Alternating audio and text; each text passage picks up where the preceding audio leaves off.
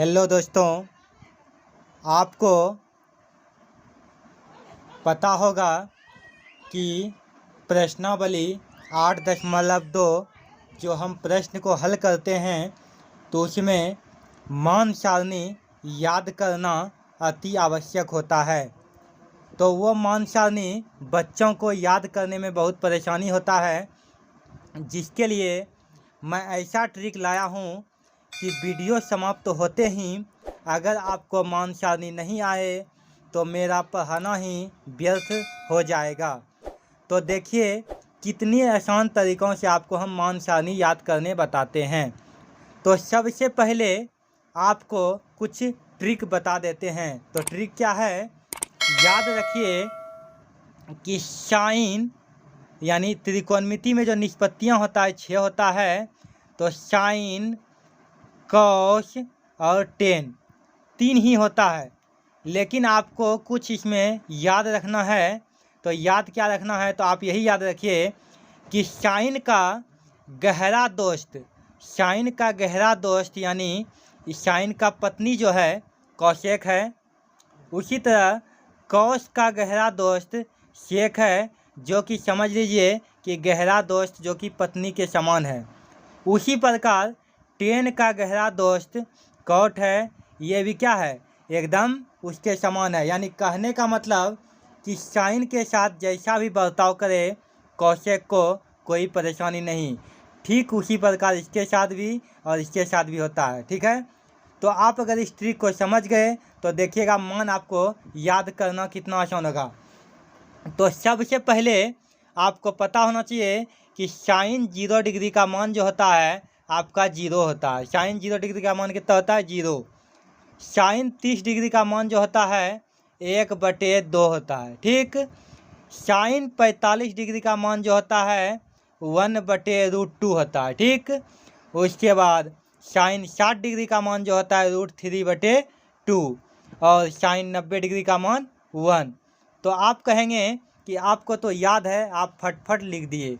तो कोई बात नहीं, आप भी फटफट लिखेंगे। कैसे, तो देखिए सबसे पहले आपको फर्स्ट वाला जो है याद करना होगा। तो आप इस चीज़ को जब याद कर लिए तो बाकी जितना आपको रिक्त स्थान यानी खाली स्थान दिखाई दे रहा है वो खुद आप भरेंगे। तो आपको पता होना चाहिए कि जब ये दोनों खास दोस्त है तो इसमें से कोई धोखाबाज यानी लुक्कड़ दोस्त भी होता है। तो लुक्कड़ दोस्त क्या है, तो साइन का लुक्कड़ दोस्त क्या है, तो साइन का लुक्कड़ दोस्त कौन है, तो कॉस है। ठीक है, उसके बाद टेन का जो है कौन है, तो कोट है। गहरा भी है लुक्कड़ भी है, यही समझ आइए। उसके बाद क्या बचा, शेक है। तो शेक का धोखाबाज दोस्त जो है आपका कॉट है।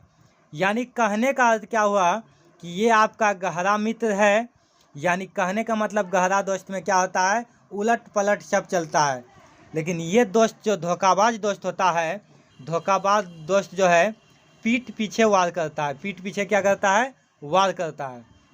तो कैसे वार करेगा, तो पहले गहरा मित्र देखिए कि यहाँ पर तीर से हम दर्शा दिए हैं कि साइन का गहरा दोस्त कौशेक। तो कहाँ है, तो साइन सबसे पहले किसके यहाँ मिलने आएगा, कौशेक के यहाँ। तो कौशेक आपका यहाँ पर दिखाई देता होगा। ठीक, तो क्या करेंगे आप, यहाँ 0 है तो 0 का उल्टा जो होता है क्या होता है, अपरिभाषित। क्या होता है, अपरिभाषित, इसको हम बोल सकते हैं। इसको जब आप उल्टाएंगे तो 2 चले जाएगा ऊपर, जबकि 1 कहाँ जाएगा, नीचे। उसी प्रकार इसको जब उल्टाएंगे तो √2 ऊपर चले जाएगा, जबकि 1 आ जाएगा नीचे।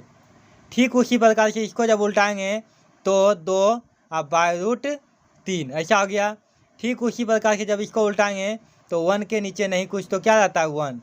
ठीक है, ऐसा आपका बन गया।